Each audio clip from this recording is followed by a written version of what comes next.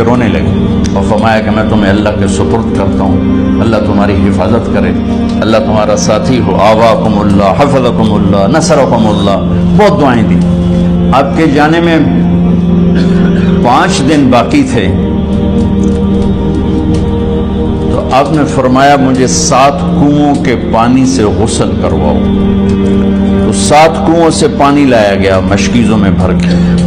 تو حضرت عائشہ کے گھر میں کوئی ایسا ٹب نہیں تھا جس میں بیٹھ کے وہ آپ نہا سکتے، تو حضرت حفصہ کے گھر سے ٹب منگوایا گیا، آپ اس میں بیٹھے، تہمت باندھا ہوا تھا، کرتا اتارا اور آپ پر 7 کنوؤں کا پانی ڈالا گیا، تھوڑا تھوڑا تھوڑا تھوڑا تھوڑا تھوڑا، تو اس سے بخار کی شدت کم ہوئی اور آپ سر درد کی وجہ سے آپ نے ایسے پٹی باندھی سرخ رنگ کی، اور اس کے بعد حضرت علی اور فضل بن عباس کے کندھوں کا آسان